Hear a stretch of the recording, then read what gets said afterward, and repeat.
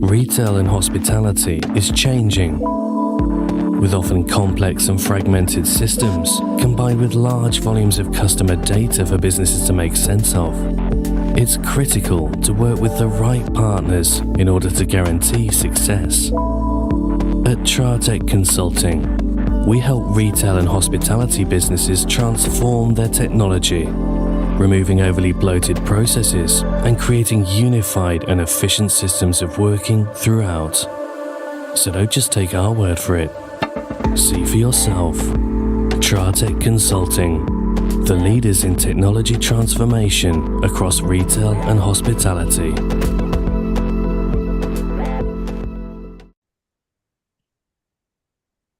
Hello, good evening, and welcome to the All Things Borough podcast, the official podcast for Farnborough Football Club, and sponsored by Tratec Consulting. Tratec takes your business visions and turns them into innovative reality. Good evening to everybody watching us on YouTube. I'm Alan, as normal, and I'm joined by Simon, as ever. Mr. Watson, how are you doing? Very well, very well. Have you recovered from your 2 hour shift? You're trying to flirt with me already, calling me Mr. Watson. It won't work. Yeah, I'm all right, mate. Yeah. Well, I didn't want to say Simon because everyone can see who we got on, so I didn't want to confuse people. Well, yeah, you can finally call me by my proper title as Mr. Watson from now on, so that's fine. Yeah, and I'll call you Alan. All good. All good, thanks. Yeah, tough day at the office today. Spoons for breakfast. I only just made breakfast before 12. Happy days. I wasn't too happy with my portion of baked beans, so then I had you never are. But yeah, KFC for dinner, and then I went for a run this afternoon in and out of the showers. So yeah, all good. That's not a euphemism for me going in changing rooms. By the way, that's actual range showers outside of my run, just to clear that up. I don't think it needed clearing up, Simon. But yes, I've had an equally sort of lazy day like you. Although I have been in work all day, where you haven't. But I've only actually done like a few hours work because I didn't have anything on this morning. That's the job that you'll no longer have in January. That's because you've got a new job. Yeah. I'm leaving for a new job in January. Yeah. Makes a change. You're leaving the job of your own volition rather than being booted out the door, isn't it? So, yeah. Never been booted. Always left. Always leave. That's the thing. You always leave before you do get booted. Yeah, literally in the management, we're gonna have to let you go. Yeah, I'll quit, and off you go. Right, yes. As everyone can see, thanks to everyone that's watching us on YouTube. Thanks for watching as usual. But as you can see, we are joined by Mr. Simon Gardner, the Farnborough Football Club chairman. Good evening, Simon. Good evening, gents. How are you? Both good? Good. How are you? It's good to see that you got the memo, because me and you are wearing our Christmas jumpers. Yeah. Just show mine for the YouTubers. Yeah, whereas Simon has decided he's too cool for Christmas jumpers. Yeah, I've not been able to get hold of Farnborough one, so I've had to go for Oxford United, because obviously being born in the John Ratcliffe, and I was born right behind the old Manor Grounds. That's my football team, Oxford United. So I follow them through thick and thin, good times, bad times. So hence why I am trying to get another Christmas jumper out of them, but my missus and son says no way. They don't like them. They just really hate them. So wear when they're not around, really. So yeah, so it's good. Yeah, it's no point in only wearing once a year, isn't it? So you know what I mean, just for like 3 hours at Christmas dinner, get all your turkey and gravy all down it, and then stick it in the washing machine, back in the drawer on Boxing Day. I've tried to get Oxford United pajamas, everything, mate, slippers, everything. I've literally got Oxford. In my back room, I've got loads of signed merchandise from the Oxford players and stuff like that over the years, and I've been very fortunate to meet quite a few, and I meet the chairman and directors there, and I know the secretary and some of the players, and so for me, because that is my club, so I know I have loads of selfies, but trust me, if I could, I'd have a selfie with everyone at Oxford, because that is my club. That's what I've been brought up to support all my life. So it'd be like the same with, it's probably not the same as all the shop, but because obviously Oxford's probably got. Well, actually, no, you've got one of Oxford's old players, haven't you, James Henry? Yeah, he's doing well. He's probably your best player, isn't he? At the moment? My favourite player, favourite player. No, he's not bad, to be fair. I've seen him play a couple of times this season. He's a good player. He's alongside the 30 now, but he's doing very well. Yeah. Yeah, well, I think he's our top scorer. I think he's our top scorer this season. Doesn't say much for the rest of them, though, does it? But there we are. But it's just something that I've always done. It's like a lot of footballers, they play for clubs, but actually support another club. Yeah. So it's like Oxford's always going to be my lifelong thing. But obviously, every opportunity I get to represent Farnborough, I do. Well, the way we're going, he'll be at Farnborough next season because the way we're doing a bit of business with Aldershot these days, aren't we? So he'll be there. Well, he's the next one on the list. We've got a very good relationship with Aldershot, and obviously being a fellow National League director, me and Shahid, we talk a lot. We do talk a lot, and we both said it's important that both clubs, after our time's gone, we want both clubs in Rushmore to be able to get on with each other. So it's not about him, it's not about me, it's not about the individuals at either club. It's about the two clubs working together in the future, which is why it's important that we safeguard the relationship with the clubs. We don't allow anybody to sort of try and ruin it. We concentrate on doing the right things, and not just with Aldershot, with every club really. I've been very fortunate. When we played Worthing at home, I invited the CEO of Fulham, Alistair McIntosh.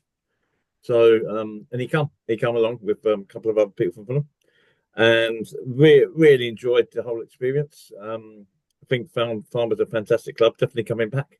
And then we were very lucky.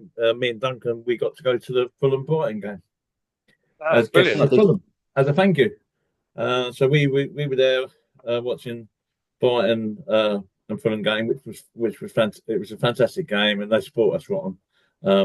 But same again, they will be coming back to Farnborough. I think we're just going to keep going to each other's clubs really, and build up the whole idea is we've got a project that we're trying to work on between the two clubs. I don't really want to say anything unless it doesn't happen, but if it does happen, it's going to be fantastic for both the boys and the girls players. And so, we are working on it, and Fulham are very keen to get involved, and we're very keen to, get the opportunity to build on it.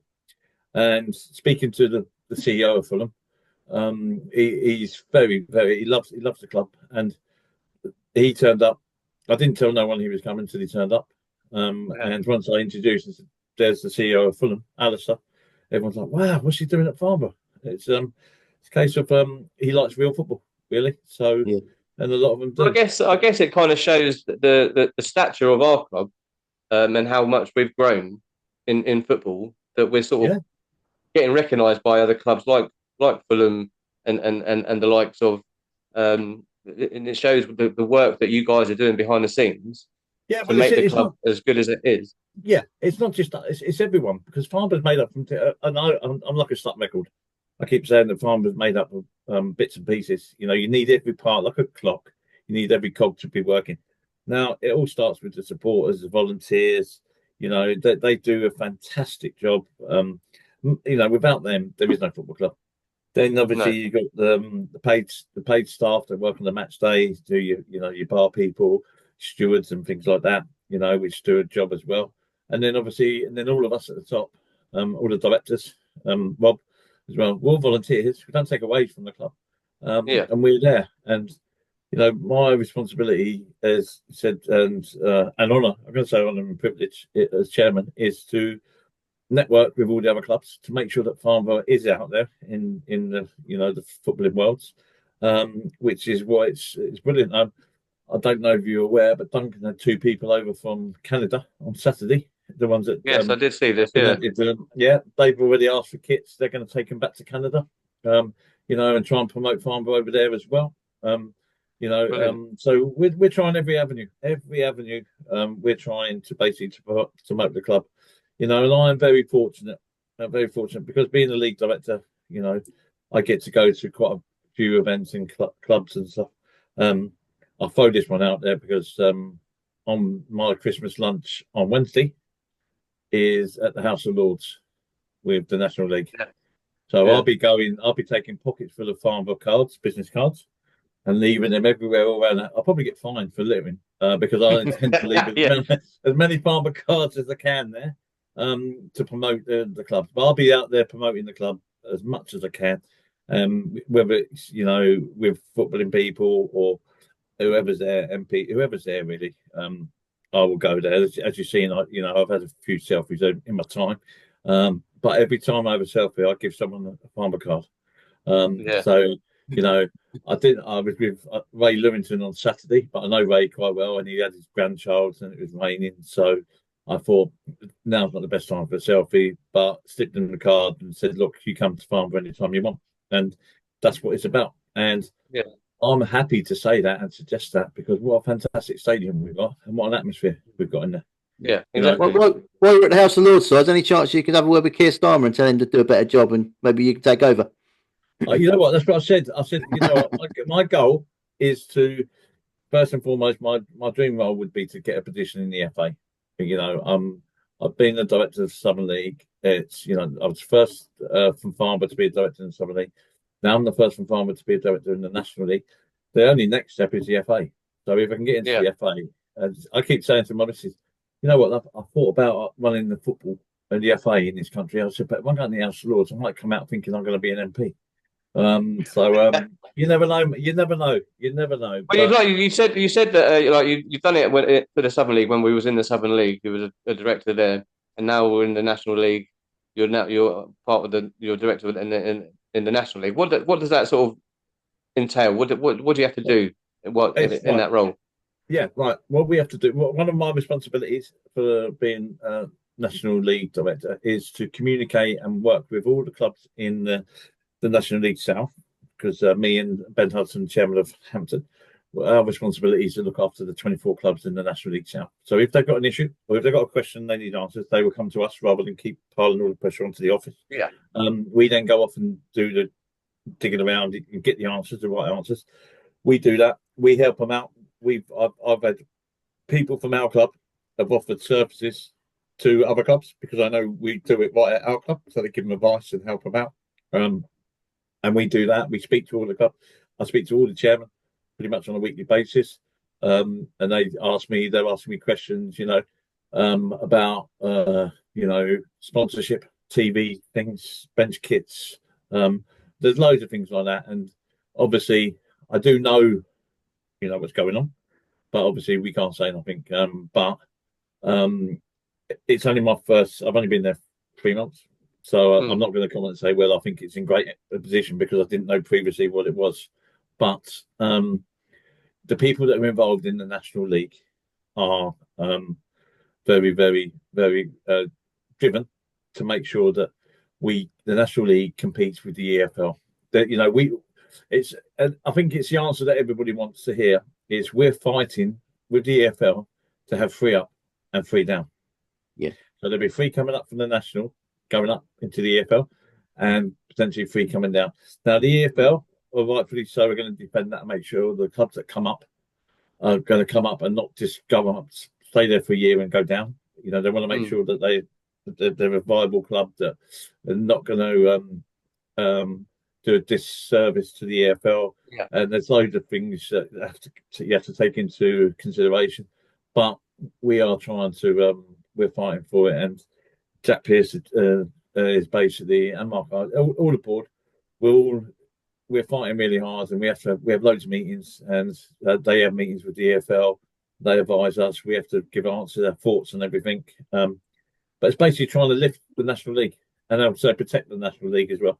So it's. I think it's only a matter of time. So I think if that happens, I think because the standard of the personally, from my personal opinion, the standard of the National League is as good, if not better, than some of the teams in League Two. And if you look at the clubs that go up from the National League, hardly any of them struggle. We look at Stockport; they've got promoted up again. A lot of them, none of them really struggle. Brixton and Notts County, you know what I mean? Yeah. It's pretty much a full-time league anyway. Yeah.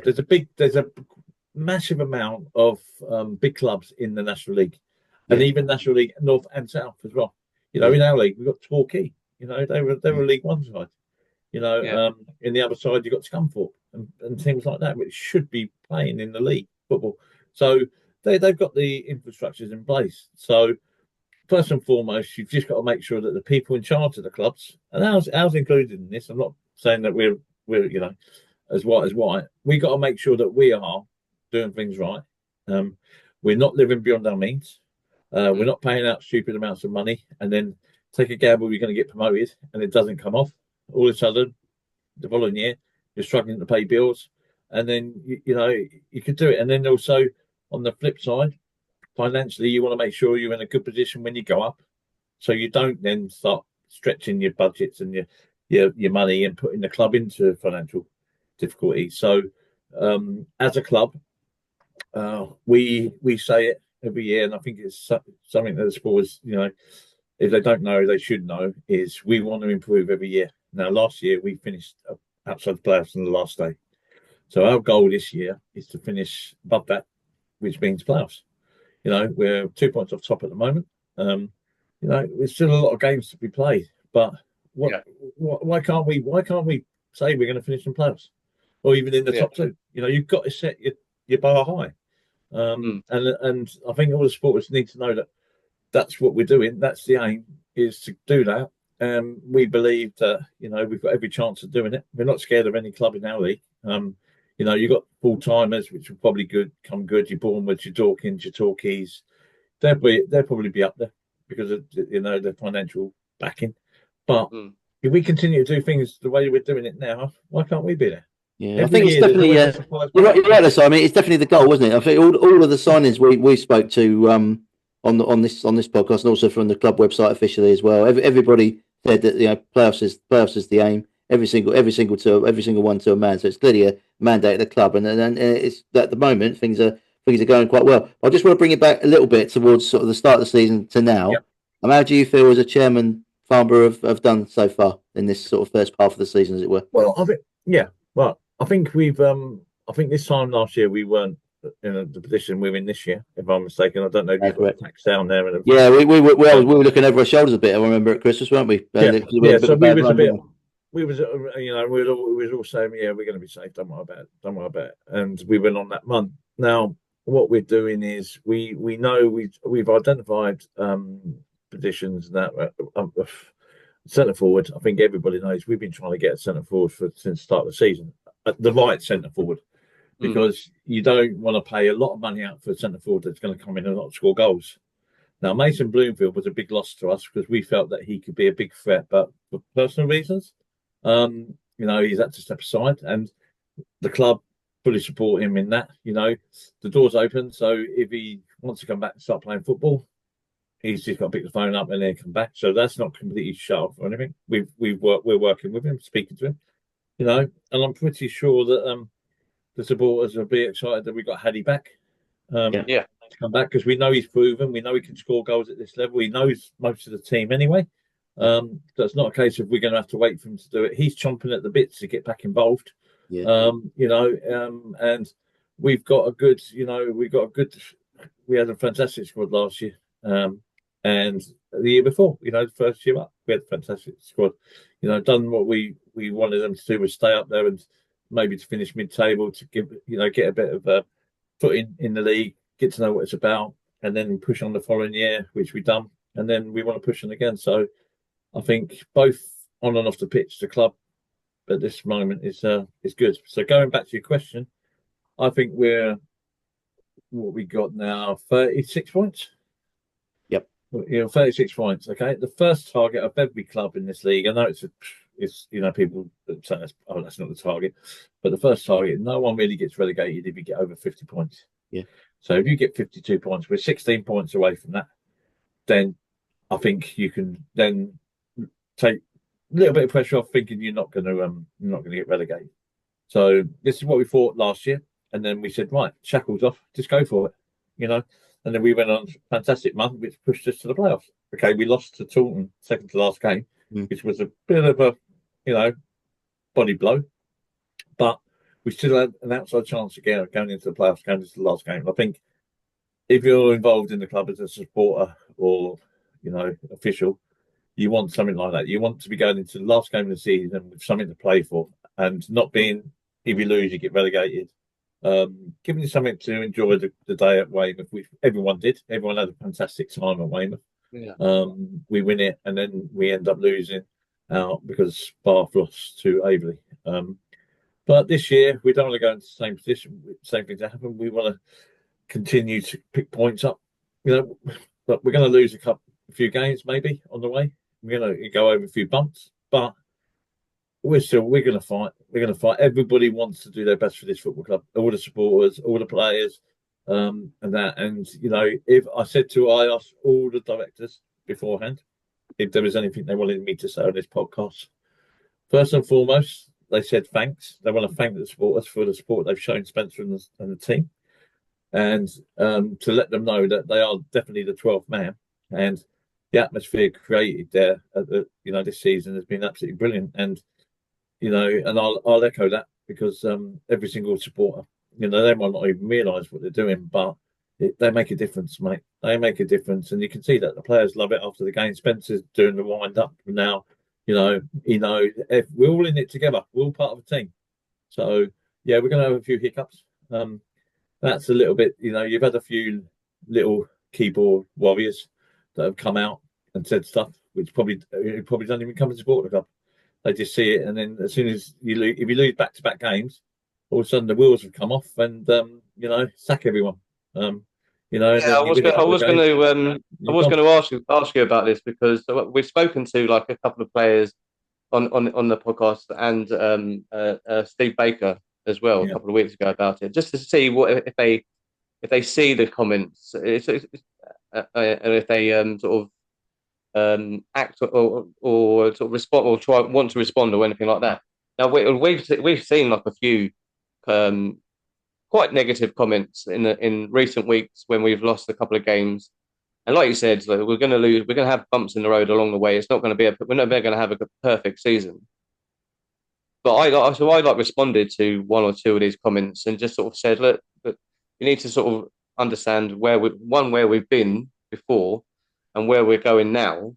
That just a couple of bad results isn't going to destroy our season. At the end of the day, we're still in a really good position, much better position, like we said earlier, much better position than where we were this time last season. Yeah. And so really, even with a couple of losses, there isn't really a lot to complain about. And also to add to that, well, you've got to take into account the things we're up against as well, because we're fighting against teams who have got a much bigger club, bigger budgets, bigger playing staff. I mean, we've got quite compared to some of them, like Dorking, for example. I mean, Dorking have probably got 2 players for every position, which is the ideal scenario for every team. But we've got maybe 18, maybe 17 players. Plus you've got injuries and things like that. You know what I mean? It's a big difference, really. People need to consider we gave that. Spencer a budget, and basically we're going to run on a budget of 18 players. So when you get people out, what do? You don't know how long they're out for. What do? Do you then go and get another month loanee in, which you can only play for 4 games or whatever, and then your player comes back and then you get rid of him, let the loanee go? We don't really want to just call a loanee in, because the chances are, if we're playing well, the loanee's just going to sit on the bench anyway, and it's going to cost us lots of money to pay it. So I got asked a question about reserve goalkeeper the other day. Why don't we have a reserve goalkeeper on the bench? I said, okay. It's Matt Rose, isn't it? No, he's back fit and fine. Yeah, Dave Hill. Dave Hill as well. But basically, I said, okay. I said, do you want to give me £200 a week? And the sport went, this is someone that's been at the club for a while. He said, what's that for then? I said, well, that's what you're going to have to pay to sit someone on the bench as a goalkeeper. Yeah. I said, so it's going to cost you a minimum of 80 quid, 800 quid a month. And chances are he ain't going to play. He ain't going to play. So if you've got £800 to waste, I'll have it, and I'll put somebody on the bench for you. I'll tell Spencer to get it because you're going to pay for it. Well, I can't waste £800. I said, nor can we. We can't do it. Exactly. And then if you sign a young kid from a club, let's say 16, 17, then they're going to want them to play. How the hell are you going to drop Jack Turner? Yeah. You can't drop what I consider the best goalkeeper in the league, and probably one of the best goalkeepers in non-league. And he's proven for years. How can you drop him for a 15, 16-year-old? You can't. But we think about it, we talk about it. If we can get a goalkeeper on loan for nothing, we'll put one on the bench. But then what the supporters have got to realise is, if Jack goes off injured and we put a young kid in goal and he lets 4 goals in, all of a sudden they're going to blame the manager, they're going to blame the kid, they're going to blame the club. Why do you have him on the bench? So you're in a no-win situation. But we speak to Jack on a constant basis. We have goalkeepers come and train with us. So Jack's not just there with Dave. There's other goalkeepers that come there. We can call upon goalkeepers if needed. So it just, you don't know what's going to happen in a game of football. But I think the only way you're going to get Jack Turner to come off the pitch, you're going to have to carry him off because he will play.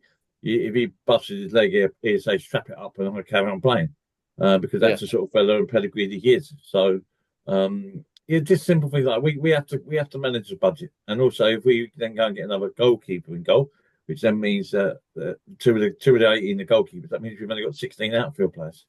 So if we've got 4 out injured, that means we've got 12 outfield players. And you start with 10, so that means there'll be 2 on the bench.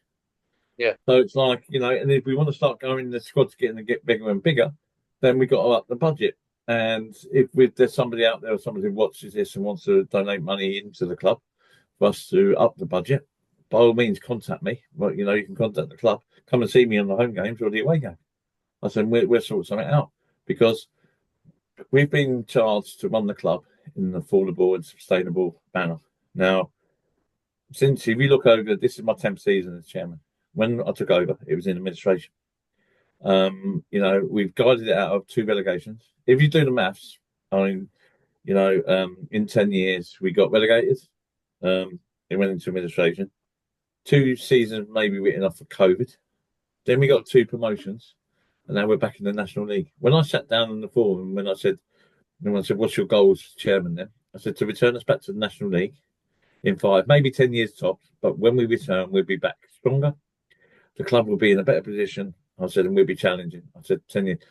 They all turned around, all the supporters said, we don't care what league we're in, as long as we've got a club.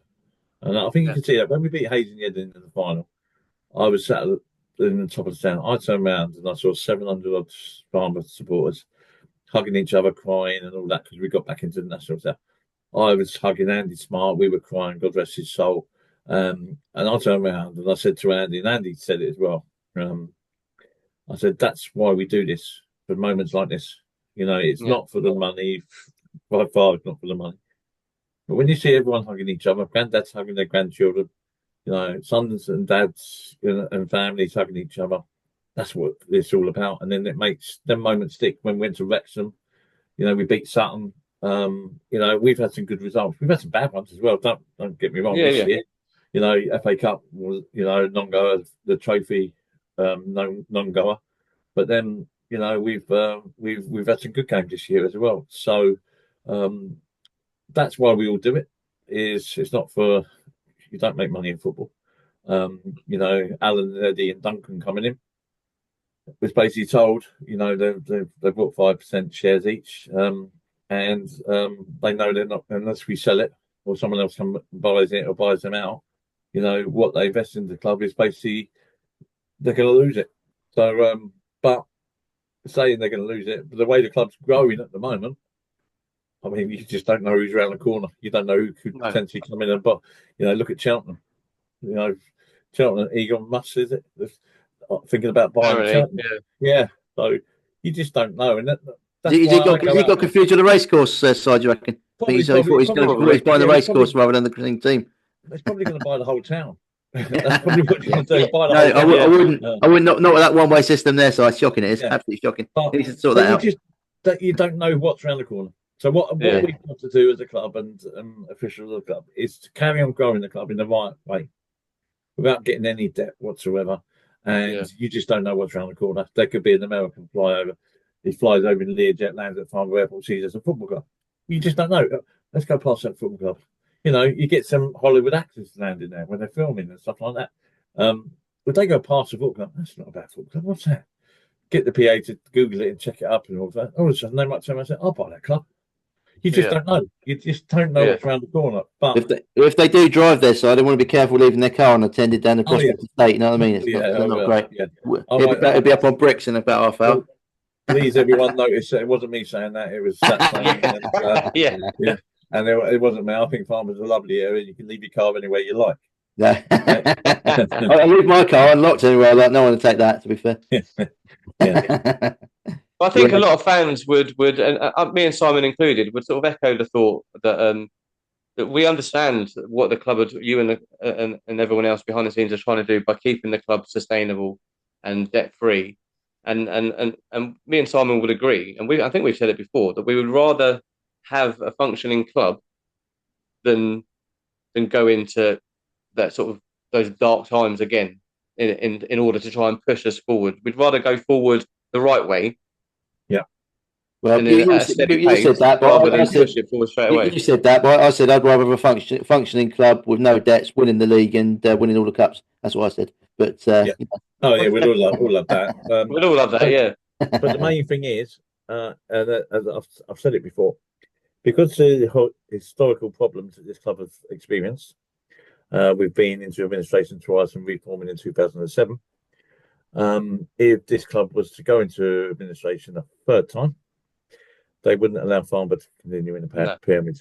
They really wouldn't. So there's added pressure on us now because we can't just say, "Oh, let's just get into debt and run up debts." Yeah. And not saying that that's what the other people did, but we can't afford that to happen, because if it does happen, there will not be a Farnborough Football Club, and they won't allow an AFC Farnborough to take over at the, and stuff like that. And then whoever comes in and wants to run a football club will have to buy it as well, because obviously it's not owned.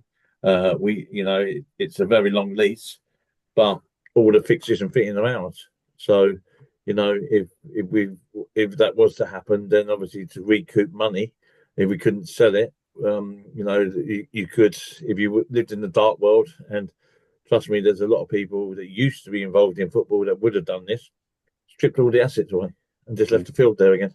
So there you go. Yeah. There's your thing, and try and recoup money back. But I can rest assured that we're nowhere near like that. We are basically, you got good people running the club, good business people club. The two directors, Alan and Eddie, they come in. From the first moment they came in, first game, they were taken in by Farnborough. If they're not at the games, they're listening to it on the radio or watching it on the streaming and stuff like that, or texting me, how we playing and stuff like that. They were really, really involved in it, and we all get sent the highlights afterwards, and we all chat about it. And it's the same again. We have the same discussion as you as the supporters are having. Trust me. If we think maybe, that he should have scored that goal, we should have blocked that, we should have defended, what a penalty to give away, and stuff. We have them discussions as well, because we're supporters of the club as well as officials. So we are in it as one. It's a big family at Farnborough, and that's why, as supporters, we want you to feel that you can approach us at any time and ask us questions. Eddie comes for a walk with me sometimes around the ground, and I introduce him to people. You can speak to Eddie. Alan would do the same if he's not. Basically, sometimes Alan will bring a potential investor, so he's obviously giving them hospitality and everything, so he can't leave them. But Duncan comes with me. Everyone knows Duncan. He can approach Duncan, Lorraine. The directors are, for anyone that don't know, obviously you got Rob, myself and Phil, and then you got Duncan, and then non-exec you got Alan, Eddie, and Lorraine. That's it. That's the board. No one else. Potentially, you do. We have got other parts of the football club, the community trust and stuff like that, where there's other people involved in that. But them is the people that run your football club, and we do it, and we work very close to the community trust. We're going to be working now because I'm also on the committee of the National League Trust. So part of the reason is to get the community trust to work closer with the club. But anything the community trust come up with idea-wise, they have to submit it to the directors of the club for us to approve it, and the trustees. So it's just basically covering ourselves, really. We're a club that you basically want to make sure that we're making right decisions, because we get inundated every week. There must be 20 people suggesting, "Oh, can we get associated with this? Can we get associated with that?" And sometimes we have to say no, not because we don't think it's going to work, because we want to go out there and we want to work with people within our community. So mental health. I spent last week speaking to, there's a local mental health for I think it's under 25, between the age of 25 to 21, called Step by Step. I don't know if you're aware of it. They're dealing with homelessness, and which is an ideal thing. We've set up communication links with them, speaking to them to see what we can do, maybe become a partner of theirs, offer whatever we can offer and help them out. We're talking to, we've got the Samaritans. We want to be able to keep it within the community, because listen, if we can do something that makes a difference to one person, then it's been worthwhile. at the end of the Yeah. day. If it stops somebody making a really bad decision in life, then it's been all worthwhile, and that's what we want to do. And each football club look after Aldershot looks after everyone in Aldershot. So we shouldn't be going after Aldershot. We should be concentrating on Farnborough and Cove and people around our area. So if there is anybody that's got a good charity, send it in to address it to me. The information at Farnborough. We all get them emails, whether they're good or bad. We all get see them and let us know, because we are looking to build stuff. We've got a community trust, and we're looking to get into the community really, so which is good. Yep, is that okay? Yeah, fine. Yeah. Fine, so, yeah. Yeah, I think I I could talk. I could talk for England. You two know Yeah. that. And I think it's something that the club has been it's always been like portrayed as a community club. I think in the last few years, it's sort of that community side of things that you do, especially outside of football, has grown and grown and grown. And like with the community trust and the fact that you guys make yourselves available during games, like you say, when you go down and you walk amongst walk around the stadium and talk to fans and stuff like that. I think that side of things is really good, because you don't necessarily see that in other clubs.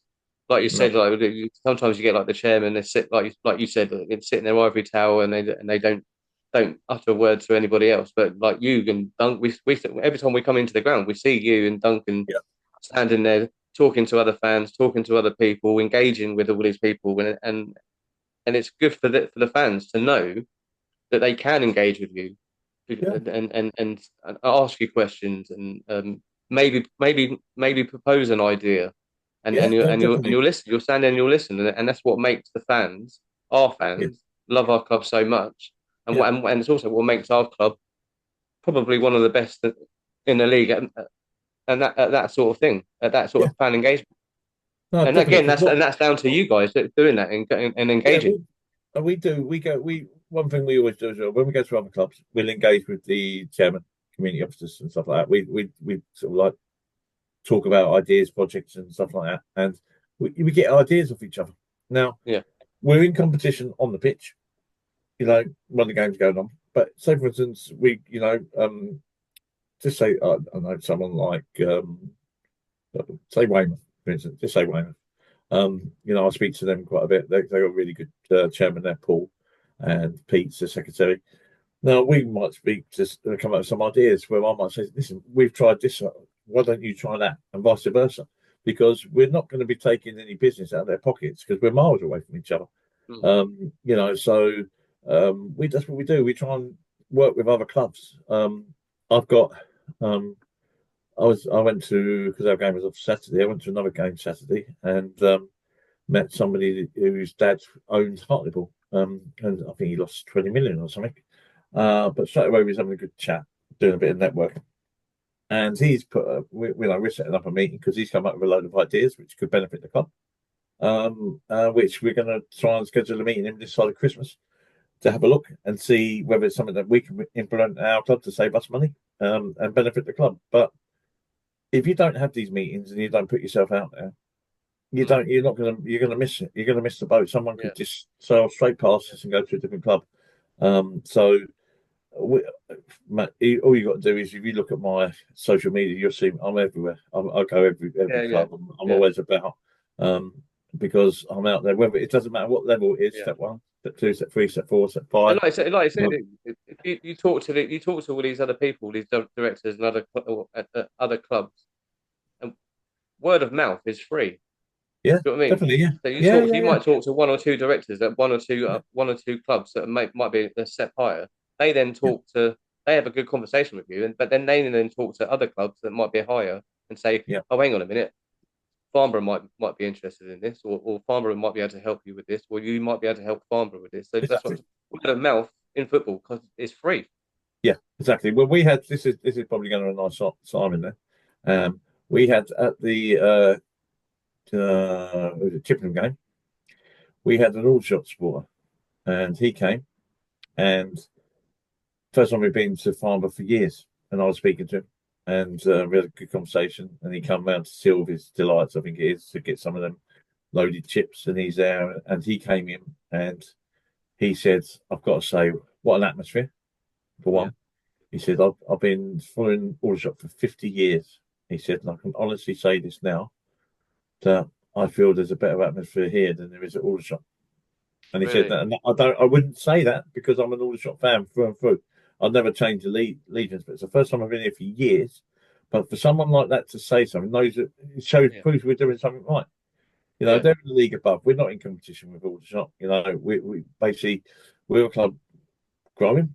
They're a club that are working really hard. Shahid is it really is. He's a nice fellow. People, I don't think they appreciate exactly what he does for that club.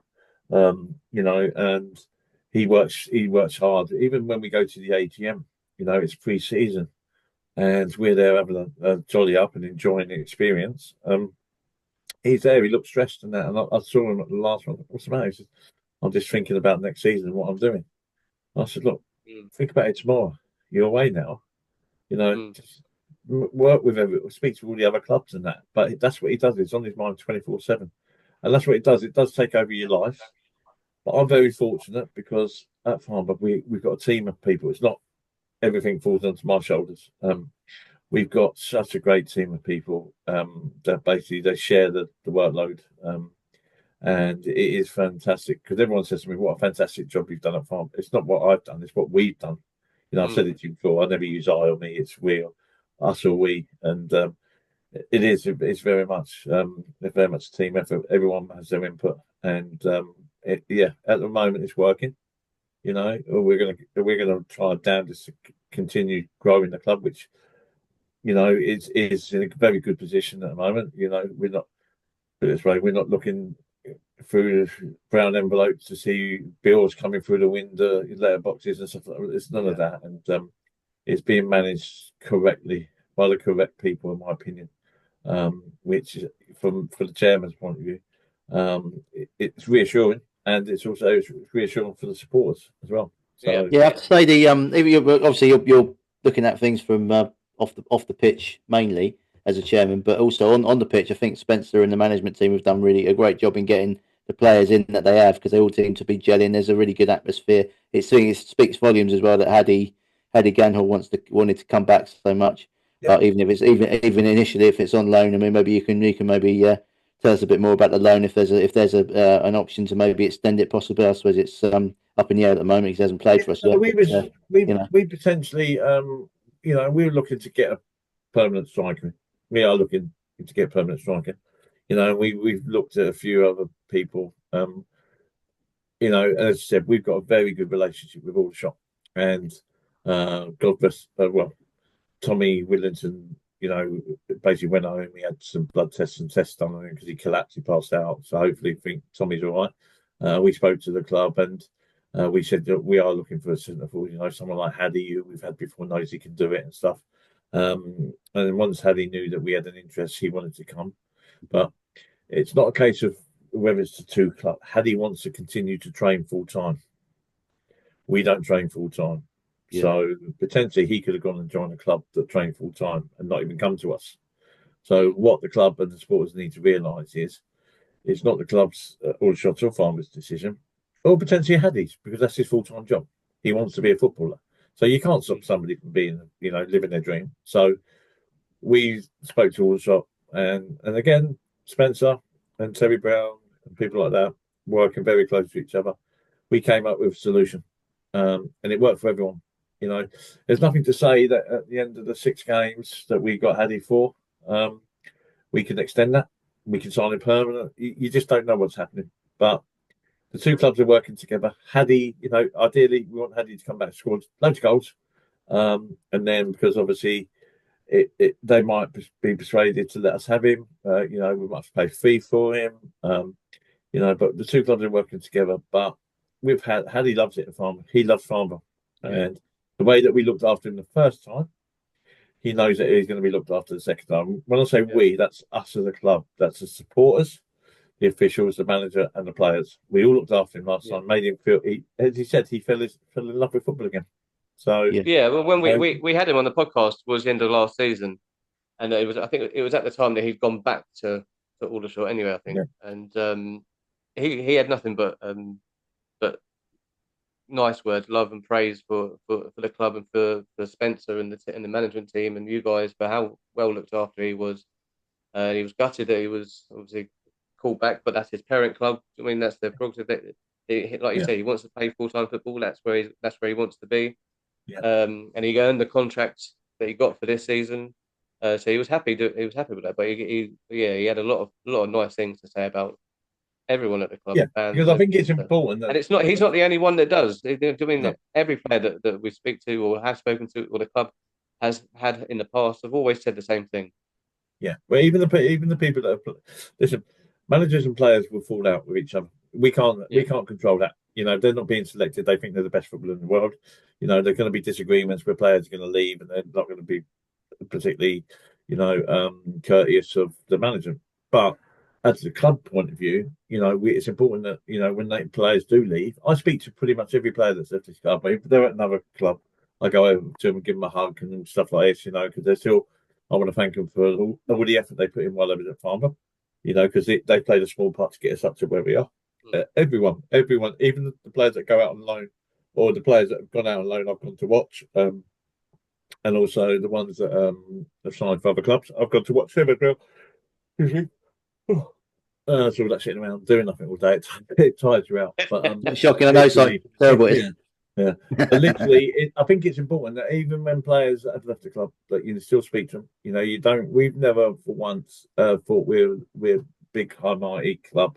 We welcome everyone. We treat everyone with the same respect, and I think the players do know that we've got a good reputation within the footballing world now. For looking after players and stuff like that. Everyone likes us. We had a meeting. All the managers came down for manager and secretarial meeting beginning of pre-season, and it was the first time the current National League board had been to Farnborough. Jack Pearce is always there, but Mark Ives, Michaela, and a few others came down, and they were so impressed with facilities and that, which was pleasing, and we looked after them, and they said, "Well, fantastic setup we've got here. It's we're glad you're in the national, and we'll definitely be thinking of using you again as a venue, which is all good." So 14 years ago, you picked the phone up to the conference, then they wouldn't speak to you, mate, if you come to the farm. They would not speak to you because the relationship between the two was non-existent. So as it is proven, when we had to start the season 8 games behind everyone. I can still remember it, and we played Dover 1-0. We beat them, and we gave away, I think it's 2,500 Paddy Power umbrellas, because that's when Paddy Power came up with an idea of maybe changing names by default, but the money that was going to be raised from that would have been used to pay off some debts. So it wasn't a case of we were doing it just to make money, pay off debts, but we wasn't allowed to do it for whatever reasons, and the relationship was very strained between the two. But given the time that since we've come in since then, as a whole club, this is the whole club. Everyone's been doing the right things, moving in the right direction, and we've been building bridges up with everyone. There's not been massive amount, the trouble that's that the club's had maybe has been a little handful of people, and it's always been, one particular team started fighting amongst themselves, but it just so happened to be at Farnborough. I won't mention the club, but I think we know all it is, who it was. But we get asked about it, and it's nothing to do with us. We got so many new CCTVs around now, and we're doing stuff, and we liaise with the police and everything, and we have plainclothes policemen during the game, looking around. So if there are any troublemakers, they would be pointed out to us, and it's stuff you've got to do to protect. Listen, out of every 1,000, there might be 1 or 2 bad eggs, but you get that in every club. Yeah. We've got to make sure that them 2 don't upset it and get the club into trouble, and which will then penalise the rest of the supporters. So, when you do pitch excursions and stuff like that, fire missiles onto the pitch, the club gets into a lot of trouble. Now, someone will light a flare up and think it's funny to light a flare up. But what will happen if we've got, say, Dorking at home the following Saturday, and you're told we've got to play behind closed doors? The supporters are going to be mad because of the one individual that has done a stupid thing. But that's the sanctions will be put on any club that's that happens to, and if there's fighting between two sets of players, maybe the return leg will have to be played behind closed doors. So that's why we say, look, just don't do it. It's not worth it. If there was a little bit of trouble, I think last year, I think it was, or this year, one of our supporters got involved in a bit of a. I'm not going to say fight because I don't know the full instance, but it was away from the club, and then we got dragged into it by the police. We did everything. One of our supporters said we're going to back our supporters to the tilt. I was phoning the relevant authorities and that, sticking up for the people, sending emails to everyone. Spoke to the other club. The other club were fantastic. We were trying to find out who it was and stuff like that. We gave it to the police and then we just got told, leave it to us. We'll deal with it. And then we don't know what the outcome of that is because obviously it was down to them to deal with it. So we just got to make sure we do things right, and we are doing it. We're doing it. Yeah. As said, if any supporters see any, I don't want to use a really bad word, but someone that's going to make a wrong decision, just say that, then maybe try and convince them not to. So it becomes you end up impinging the club financially in the end, doesn't it? That's where it tends to work out that way, doesn't it? So it's well said. So I think overall though the atmosphere in the ground is really good at the minute. I think I've not seen any issues since I've been in there. No, it's fantastic. Not since last season. That's all pretty good. Moving forward though, so how do you find things looking over the next few games? Obviously we've got a tough set of fixtures coming up. Obviously with the Torquay game away, then Maidstone, and then we're home on Boxing Day, which is nice against Hampton and Richmond, and then we're away again at Bath. And then obviously looking over those 4 games and then into the new year, how do you envisage things going? Hopefully in the same direction as it is now, and hopefully we can secure a playoff place or even better. Yeah, well, just look at the fixtures we currently had.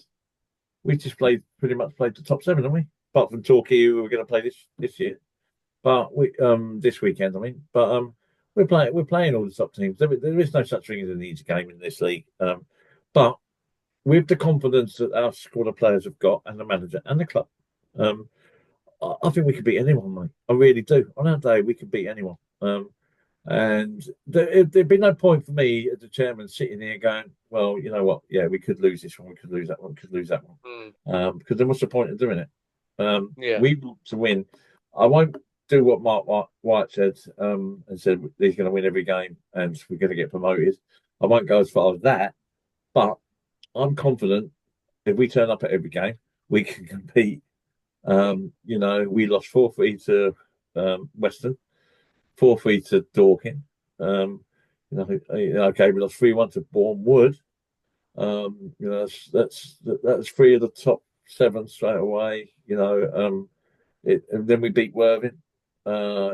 Beat Chippenham, who are a hard team to beat. Trust me. And we beat Slough 1-0. And mate, I think we drew with Slough both times last year, didn't we? 2-2 and 2-2. So, yeah. Lost in the trophy term as well, 2-1. Lost in the trophy, yeah. So like you say, you're right. So there's no easy games. I mean, I think we've made some games look quite easy, especially at home. And we obviously beat Enfield, and we played Chippenham and we were 1 down in that game, and then we come back and won 3-1 as well at our place as well early on in the season. Yeah, we've beaten Torquay at home and also Eastbourne Borough as well.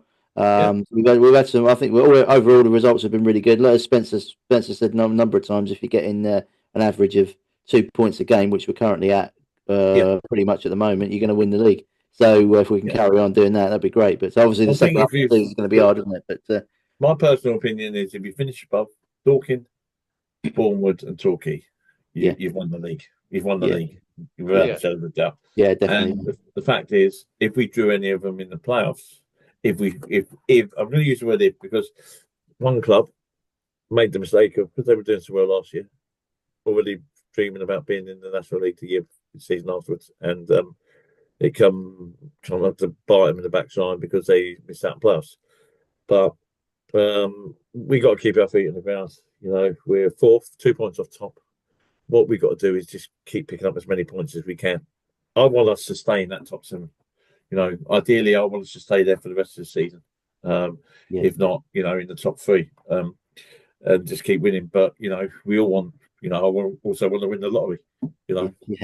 Yeah, So that'll be helpful. Yeah. This kind of leads me on to a question that came in from one of our listeners. I believe he's a fan, a guy called Jonathan Woodard. You kind of answered, but his question is a two-part really. So you kind of answered the first part of his question was where you see the club being in 5 years' time. So you've already sort of answered that by saying that you want to be obviously in the National League and that. But he's also asked, would the club go to full time if we do get promoted? Is that, you don't have to say yes or no, but is that it? So I guess rephrasing it, is it an option that's being talked about? Listen, and to answer that question, as I said, I don't shy away from question. We're looking at every option, every opportunity, every what if, and stuff like that. In the National League, I don't think there's a part-time team left in there. I think they're all full time now. Yep. They're all gone full time, because you need to be full time. You need to have a big playing budget, and you need to have a big squad to compete. Now, you look at the teams at the bottom of that league at the moment. I'm just trying to see if I can get the league up now to just have a look. But Ebbsfleet. Yeah, Ebbsfleet are there. Maiden, are floating around there. Maidenhead. There's I was going to say AFC File. AFC File, Boston United. Boston, yeah. Yeah, so literally, Wilson and Braintree just above them. Yeah. And so you look, there's teams there. And what about Aldershot? How far are they? Aldershot 17. They're like 4 or 5 points above the relegation zone at the minute, aren't they? Struggling a bit. Right. So if you look at them bottom teams, Ebbsfleet, they've got their budget isn't smallest in the world. It's probably one of the biggest in that league. So that shows you it's not all about the budget. It's about getting the right players and having the right structure and stuff like that. Boston only got promoted last year, so this is their first year up. Maidenhead have been floating around and been in there for donkey's years. They've and Devonshire's done a fantastic job on basically a shoestring budget, but he's been there for years. And do you notice the difference between Maidenhead and some of our supporters is Dev's been fighting off relegation for maybe the last 5 years. So not once have I seen any negative press from him about, he needs to sack him and let's get rid of him. Yeah. They understand that he's doing it on a shoestring. The fact that he's keeping them in that league. I know Dev personally because he managed me when I played. That he wants 110% everything he does. Same as Spencer. Spencer does. The fact is we got both the Bakers and Ricky, part of the management setup, and Dave Hill. They have meetings for the games. They talk about it. Where maybe Spencer in the past had been sort of listening to himself, making decisions himself. He actually listens to the management team now. You can see that over the last few years. It is his decision. He will have the ultimate say. But every single Neil Bates, Steve, and Ricky will all have an input. They will have input, and which is, I think, it's important that they do, because if Spencer just sets a team up wrong and it doesn't work, then. And we get beat 5-0, then people are calling for his head. Now, if you look at Worthing, we knew how they played. It wasn't the best game in the world, but we knew we couldn't allow them space to pop around once they got 1 hour half. And we closed it down. We didn't allow them to play. And we were 1-0. They got the tactic spot on. They do with most of the games, but, if someone beats you with a bit of magic and a bit of skill, you can't legislate for that. But they know what they have to do. Injuries in the last few games have we've had to change people, and some of the players that have come on over the last couple of weeks have shone, absolutely shone. It's like thinking, you can see what's on the bench now. So when everyone comes back, when Richard Chan comes back, and people like that, and Ollie Pemberbury and stuff like that, you can see that we have actually got some quality on the bench as well now. But people like Ben Acey and Matty MacArthur and. I mean, Matty against been really good signings. Done well. Matty, I'll tell you this. I will say this because it was quite funny. I went up to, I can't remember which one it was now, but it definitely wasn't Matty. And I went up to him, what a fantastic goal you scored! A great feat and unbelievable. And the player told me, wasn't me, it's Matt. And I went, Well, I'll just get prepared for when I do say that to you. Then this is right on the pitch. It's coming. It's But I coming. know you're still part of this squad, so you're still part of the team. And then I went out and Matt and told him. I just thanked him for you scoring your goal. And he went, "Oh, I went, yeah." I said, "But well done, great thing." So we all make mistakes in life, but it is one of them. They're both very grounded people now. I find because we obviously we had a chat. We had quite a long chat with Joe Haig prior to us after the game, and also because obviously scored a header, so he was stuffed to bits for that. And Matty was in there, and all the guys they all get on great, but they're all very grounded people. There's no sort of there's no prima donnas or fancy dans in there. And Joe mentioned that as well. He said he loves the dressing room because everybody's down to earth. Everybody's gets on really well, and there's no kind of attitudes or anything like that around, which is really nice. We can see it in the Platinum Lounge afterwards. After that game, when most of the players came up to and they were having a laugh and a joke and a couple of drinks with each other, and you can see how well they all get on. Yeah, and again, much like what you guys behind the scenes do with the fans and that, you don't necessarily tend to see that with players in a club either. Yeah. I mean, there's always in most clubs there's always going to be some sort of fraction, but with us, it doesn't seem to be. They're all pulling in the right direction. They're all going the right. Well, ideally, what we want to try and do is when the players have their food now, we give them the opportunity to go into the big bar downstairs if they want to, so they can mingle. Because the families might go down there now, so they mingle. If they've won, it's safe to go in the big bar. But obviously, if they got their girlfriends and babies and everything there, and they go in there, they've lost 5-1, then they start getting barracking by the supporters. This is the things you've got to think as a club official. Yeah. I'm not saying our supporters do that, but I've seen it at other clubs. We want our players to be approachable. We want them to, because they sign as many things as their photos taken. They do whatever what the supporters are asking of them. Which is it's important because some of the kids look to come into Farnborough all week on a Saturday to see one of the players meet, say, Joe Haig and stuff like that, and it makes their day. They go back to school on a Monday and they've got a signed Joe Haig t-shirt or something. And they're like thinking, "Oh, look, I met Joe Haig. He's a legend. He's brilliant," and stuff like that. And it makes their day. And I think if you see a kid walking away with a smile on his face, then it's job well done by the players. I think. I have to agree with you. So me and Alan have noticed it this season. There's a lot more bits like that going on. Players that are going out their way to sign things, even when they come off in the warm up, they signing shirts and balls and God knows what else. And it's really good to see. Obviously, Spencer gets involved with it now as well. He's much more media friendly, shall we say? I think the thing with Spencer is I've known Spencer for years, and I came to Farnborough with Spencer. Spencer is fantastic when you get to know him. Right, and you get to know him properly, you speak to him and stuff like that, like a lot of people are starting to do now, and they're actually saying, "He's not that bad, is he?" Because people make. I get the same thing, Si, to be fair. Once they meet me, to be fair, I've never heard anyone say you're a good dad, to be fair. Have you, Al? I've not really heard that. But what Simon gets is when people say, "What are you doing here? Why are you Aldershot?" Yeah, why are you Aldershot? Yeah. This disgraceful rumours.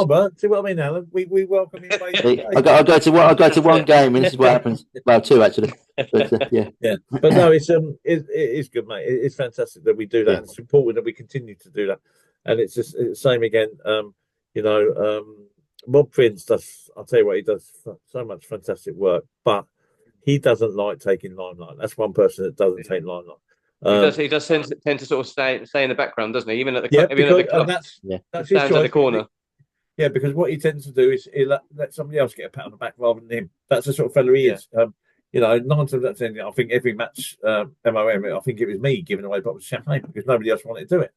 And I'm like, no, because everyone thinks it's going to be me loving my photo taken, which it is probably. But it's a case of getting everyone involved in it. Get Phil involved, get Alan, get Eddie involved, get Lorraine, get everyone involved in it because it's very much a team effort. And you very rarely will see Rob unless it's a new sponsor that's come in and stuff like that, which he's been working on a deal with. And it's important that the sponsor sees the owner of the club, having the photo and stuff like that. But he works tirelessly behind the scenes, Rob. I can tell you that now. I've had quite a few texts with him today.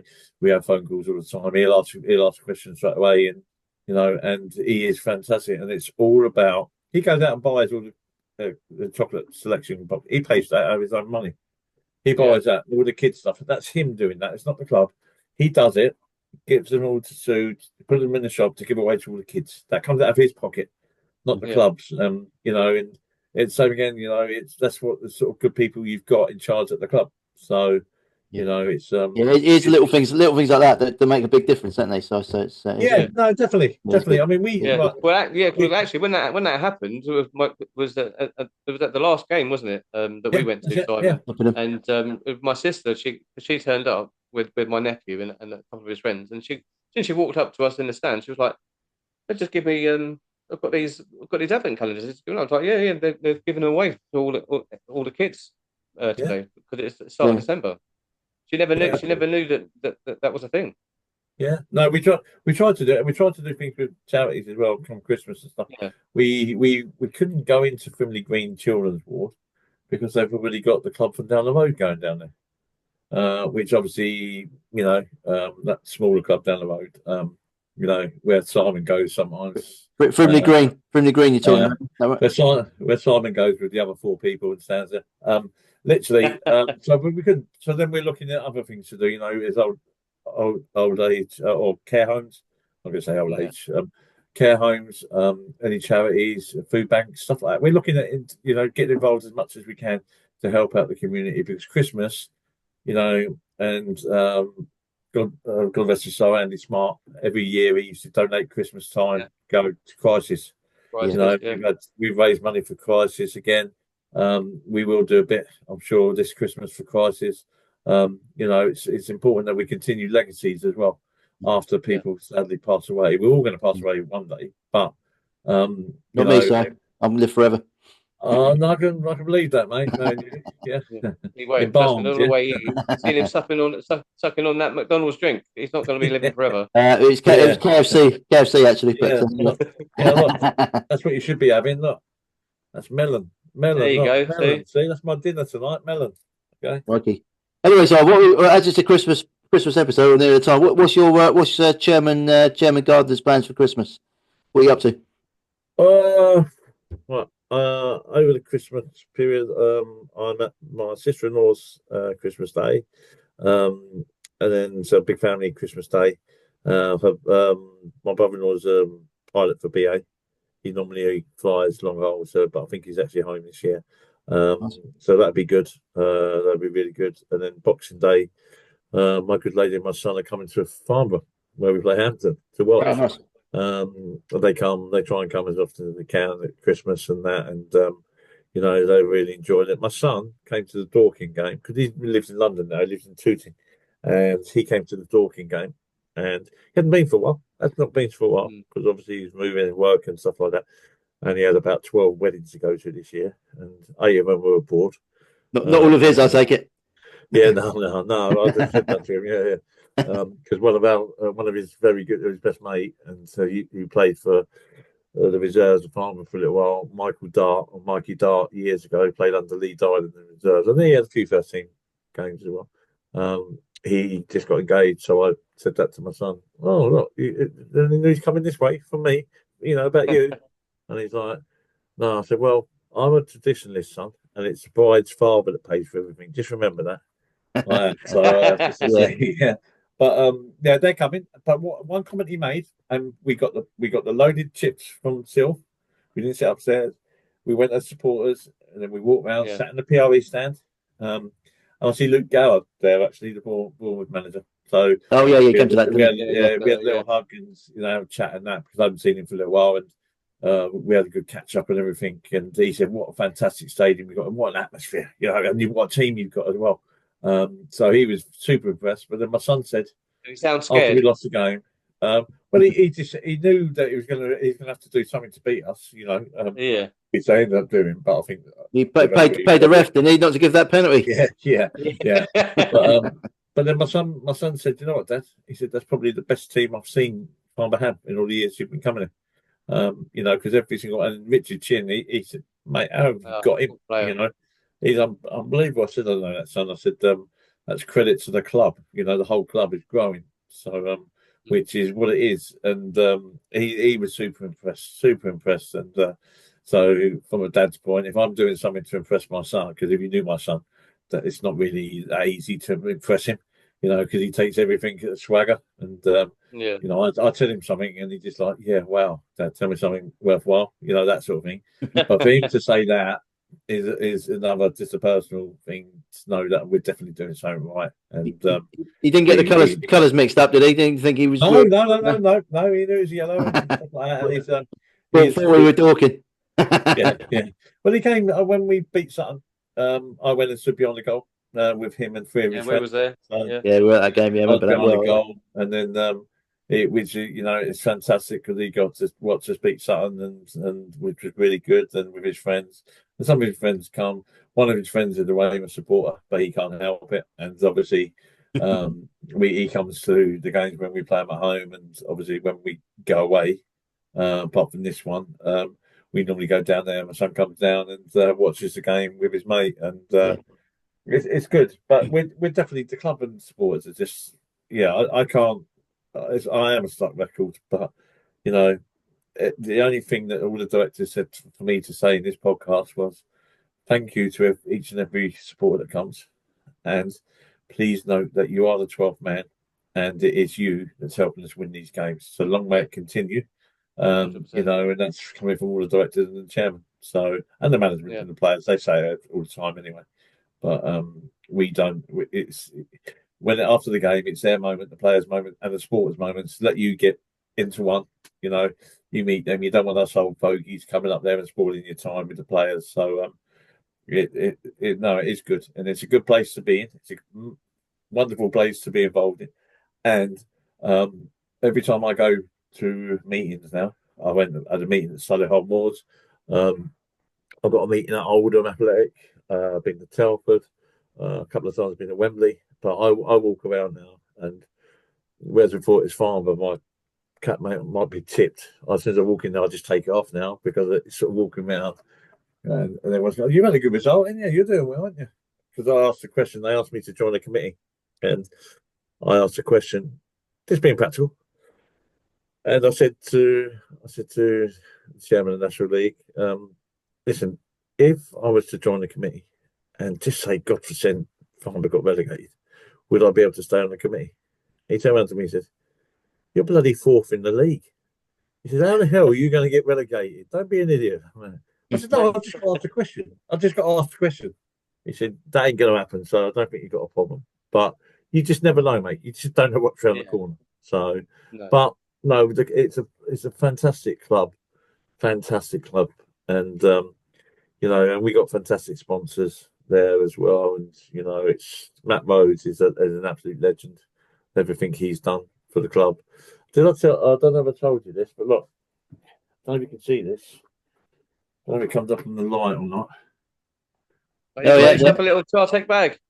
Yeah, but not only a bag, but this laptop I'm on at the moment, I'm sponsored by Matt Rose. Matt Rose is sponsored me with a laptop. Is that why you're on the podcast? Because he sponsors us, you see. So it's part of your contractual conditions of having that laptop, isn't it? You have to come and speak to us every now and again. Mate, I'll speak to you whenever you want. But what I try and do with Matt is I've put him in touch with a lot of the clubs, and he's having dealings and trying to set up a bit of business his way and stuff. And it works. That's what it is. It's networking, really. But it's nice. I sit down in the boardroom at Wembley now, and Trade-Tech's there on the. Ultimately, that's the whole point. That's one of the major reasons why people like Matt and companies like Matt's company go in to sponsor football clubs, because it's a way of them to spread their name.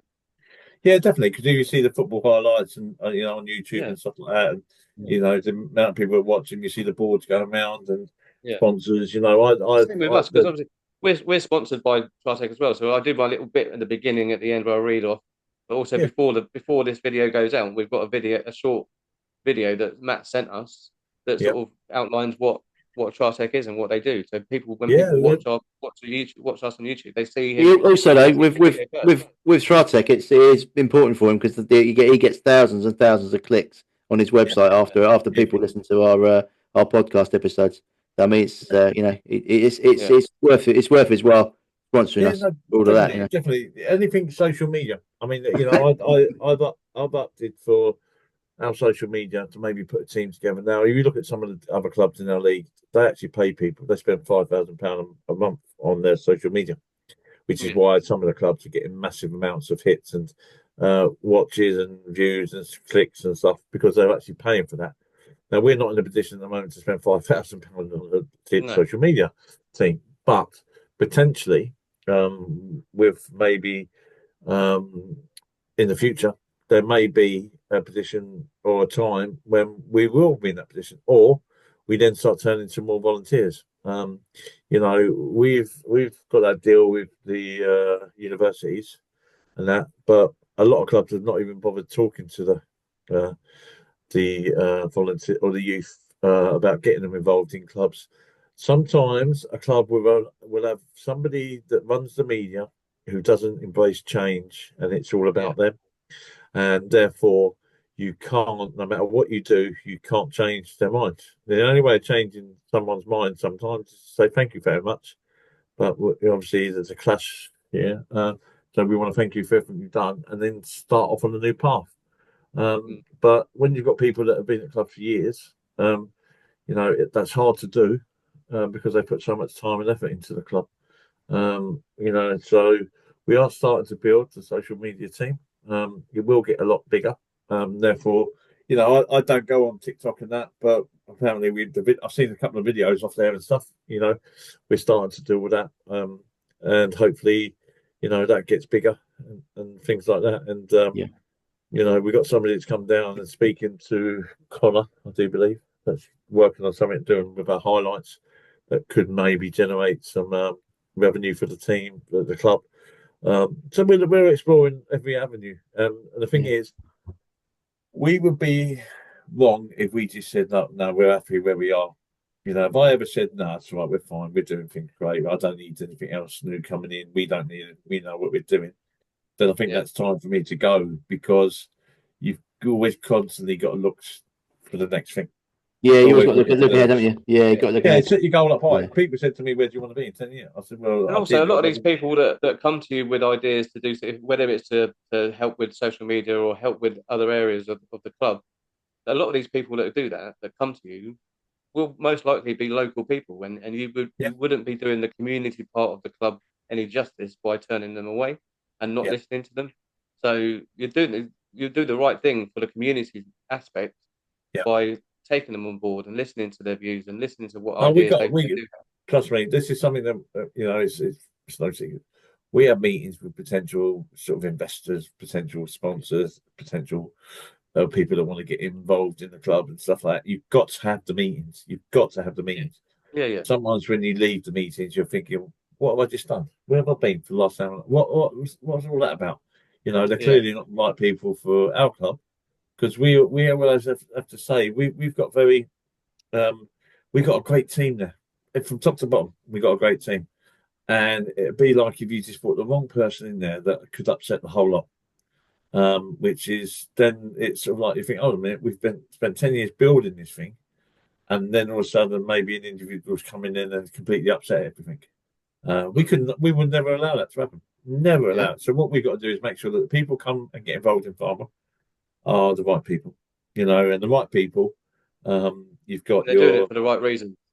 Massively. It's not about them. It's not about egos. I've had people that are walking around, strutting around stuff, trying to pretend they're people that they're not. You know, but this made me laugh, but it might make other people laugh. I was at Fulham. I'm in the cottage with me and Duncan. So we're sitting there, and there's 5 waiters there, and champagne server and all that, right? Brilliant. And then I saw a lady there, and she had the latest Barclay League badges. So basically, it's a promotion they were doing to support the Rainbow campaign and stuff. And the badges. So I just turned around to her and said, oh, is there any chance we can get a couple of them badges? Like one for me, one for Duncan. She come over. She said, certainly, Simon. Here's your badge. And I thought, how do you know who I was? So I turned around. I said, oh, I better introduce myself. I said, this is Duncan, director of the Farnborough Football Club, and I'm Fussy. She said, you're Simon Garbo, the chairman. I went, how do you know that? She went, I Googled you. Right? So I turned around to Duncan. I said, I've made it now. I've made it. And she went, what? I said, I've been Googled. I'm fine. That's it. I'm famous now because I've been Googled.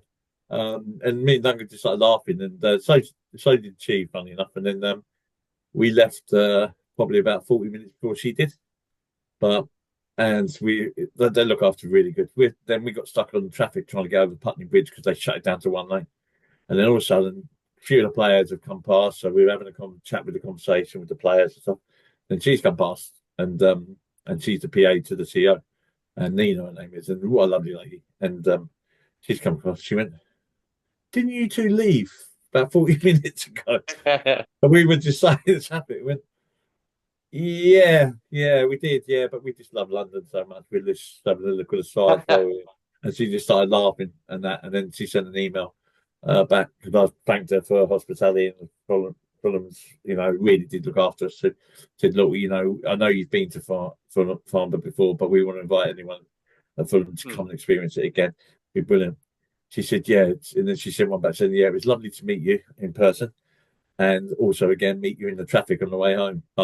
Sorry. So yeah, it was quite funny, but that's when you know that Farnborough are doing the right thing. When you've got clubs like that are looking at clubs, it is fantastic, and that's credit to everyone at Farnborough Football Club. It's not me. I know everyone says, "Oh, you've got to have the chairman," but honestly, I don't take credit for other people's good work. And they've all done it. They've all done it from year one.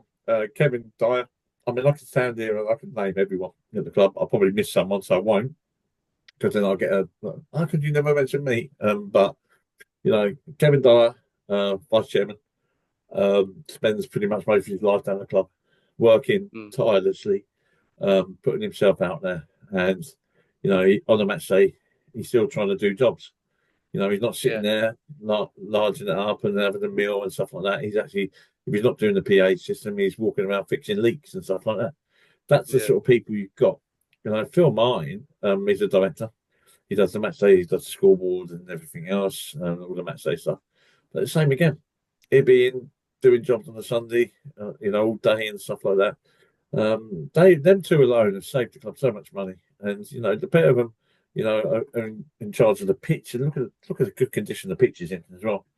It's just, we got so many fantastic people at the club, and and it is as supporters of the club, I think you can see it yourself that it's the right people that are running the club. At the same time, none of us are going to start getting big heads or anything. It's important that we remain grounded, because obviously, we need to continue to move in the right direction and listen to people, which is what we will do.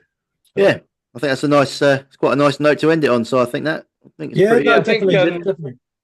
One thing I was going to get you to do, Simon, is you touched on it a little bit before. As we're coming up to the Christmas periods, I was wondering if you wanted to put out a message to everybody, to the fans, over this festive period. No, I'll happily do it. I am going to do obviously Chairman's Christmas message and that, but no, I'm happy to do it, mate, because obviously to all the supporters that get to see this, and yourselves included, and your friends and families, Christmas is an important time for families. It's families must always come first. So if you've got the opportunity to be with family and loved ones, make sure you have a wonderful time. Stay safe. Have drink, be sensible, but have a really good time as well. If there is, it's not an advert or anything, but if you know of someone that maybe that's not got friends and family there, just knock on the door, have a 5-minute conversation with them or something. Do your bit for the community as well, because by that you're representing Farnborough, you're doing stuff in your community. That's important as well. But obviously, then Boxing Day, come to football, enjoy it, bring your families, bring your friends, just have a really good day at football. We'll all be around. I'll be walking around and come and say hello, and I'll drag Duncan. I don't have to drag Duncan already. I might see if I can get Alan out. Phil can't because he does all the match day stuff. But you meet all the directors, and Lorraine will come out as well. And then literally, we might be at the gate on Boxing Day actually to welcome everyone into the club like we did the last home game. Because it's important that the supporters see us there, know that they can approach us. We have photos taken with the young kids and stuff like that, and we're trying to arrange stuff for the kids just to let them know. But yeah, with Christmas, it's important you all stay safe. No drink driving, or anything like that. Look after one another as well. Look after your friends, your families, the elderly, anything really. If you can, there's a lot of food banks around in supermarkets and stuff like that. You know, maybe a couple of tins of food. Next time you go shopping, put it in the food bank. You know, we certainly did tonight, and it's just something that you know, we all need each other really at Christmas. Yeah. And you know, I'll be there Boxing Day, so anybody wants to come and say hello, by all means, you know, just come and say hello. But yeah, and the main thing is, let's have a good Christmas period. You know, we've got Torquay Saturday, you know, which is, I'm going there by train. We've got the train tickets booked to go there. You know, we do that. We like supporters when we go to the directors. We don't jump on coaches and stuff like that. We go like the supporters, either drive or get trains or whatever. And you know, anybody's going down there this weekend, hopefully the weather will be much better and a lot safer. But yeah, I hope you get everything you want for Christmas as well. And Si, I hope you get in the Aldershot top. Yeah. Yeah, Okay. I've asked for that and the my two front teeth again as usual. So you know. What about? I thought maybe if you could come to maybe Boxing Day in the Aldershot top, we'll take you to the bar and then wear the Aldershot top. And I usually have it on underneath my podcast t-shirt, so just so you know. So okay, we'll have a few of the Farnborough fans to come and say hello.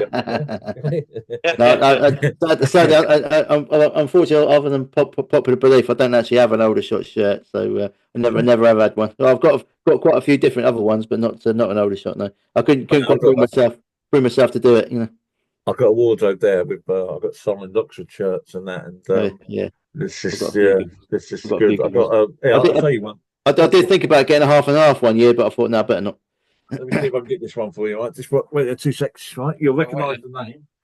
We'll have a look at Simon's chair and his mirror. Is that a gold chair you got there? So Christ to me. Yeah, it's actually I'm in the walk-in wardrobe at the moment, mate. So right, ready? See if you recognise this name. Oh, there we are. My favourite player. Yeah. Okay, but it's actually signed on the front. Well, I don't know if you can see that. You've got it. To Garbo, yeah. Yeah, to Garbo. Shandon Baptiste.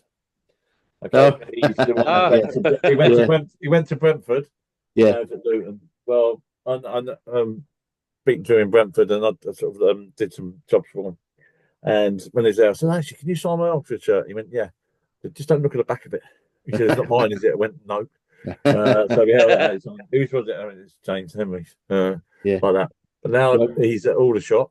I might, if we haven't got a game and there's no other football being played in the UK, then I might actually go along and get him to sign it.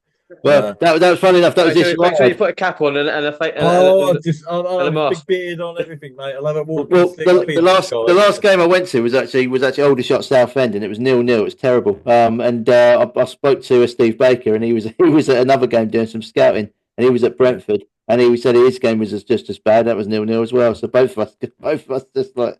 It's awful. Yeah, I think you can't legislate, can you? You can't go thinking it's going to be brilliant. The amount of times I've gone up to Manchester with my family because they're Man U fans. You go up there and they draw 0-0. Yeah, just the way it is. Yeah, I just like the football. Farnborough weren't playing, and I think I've been to the Farnborough game. I think we played Tuesday, and then I decided, I was away. I was at home on Wednesday, unusually, and I thought, you know what, I'll go to Aldershot. I actually thought they were playing Tuesday. It's a bit unusual they play Wednesday. So so I just thought I'd go. Head down. Yeah, I thought it was either going to be on Saturday. I got an invitation to go to Aldershot Saturday. Did you? Or another club. So obviously I didn't go to Aldershot. I went to the other club just to watch the game, and it's quite good. There's a good sort of few goals and that. But I just like the football. I'll go anywhere. All joking aside, I mean, Aldershot, the people in Aldershot, Shahid and the rest of them, and the directors that have been first class, and we got a massively good. They've been quite helpful with us over the last few years. They loaned us Willard last year, didn't they? And get games on and stuff like that. Twice. And that's why it's important that we keep the relationship as good as we can, really. Yeah, definitely. I think also as well before we actually sign off. I think it's important to say that we wish Tommy Whittington a speedy recovery. As well. He blacked out. Back stronger. I don't even know, he blacked out, and they're running tests on him to find out what it was. Yeah. I was with Tommy at the AGM, and we was talking about his son that plays the dances in Strictly Come Dancing. Kai, that isn't it? Yeah. And he was telling me about it. Apparently, he's a better dancer than his son. and they were dancing thing, and I can believe it actually because Tommy he comes across as a professional dancer, but he's such a lovely man, and you're rightfully so. Everyone at Farnborough wishes Tommy a really speedy recovery. Yeah. You know, it's a horrible time for anybody to fall ill, you know, just before Christmas, or anybody to lose a loved one.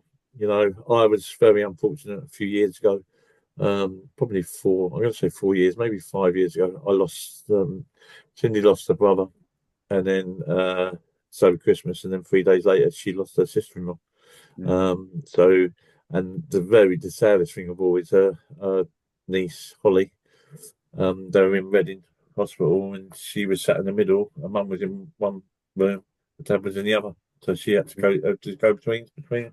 So then to lose your dad, and then go and tell your mum you lost your dad, and then 3 days later your mum's passed away as well. It was devastating for her. So we had Holly for Christmas Day and stuff like that, and that's when you realise, you know, life is precious. Life is very precious, and you know, that's why you know, fingers crossed everyone comes out in the new year without losing, you know, or going through any difficult times over Christmas, and start the new year afresh and rebuild and stuff like that. And it also shows you that above anything else, family is the most important thing. Massively. Family always has to come first. It doesn't matter what you do in life. Family first, then your friends, and then, you know, work. Because if you don't turn up at work, the work will still be done somehow. It always gets done. So it's not, people put pressure on people at work, tell them to do stuff and trying to force them, which then adds to, you know, complications at home. And not only that, stress is really bad. Anybody suffering from stress, and it's not the best mental illness. And you just wish everyone that, you know, a very, very good Christmas, and, you know, and a happy new year. But as I said, I will be doing another message, but anybody that watches this, on behalf of everyone at Farnborough Football Club, that's the directors, the supporters, the players, the staff, volunteers, everyone, we want everybody to have a really good, enjoyable Christmas, you know, and we'll see you in the new year. Okay? Yeah, thanks, Mike. Well said. Right. No worries. Right. No problems. Don't go anywhere, Simon. Don't go anywhere. We'll have a little chat after off air. But that leaves me to say that this episode was sponsored by Chartec Consulting, taking your business visions and turning them into innovative reality. For more information, visit chartecconsulting.co.uk. Simon, thanks again for coming. We don't see you before. Have a good Christmas. We will see, but I think we will see you on Boxing Day for the home game there. Yeah, Simon, Mr. Watson, say good night.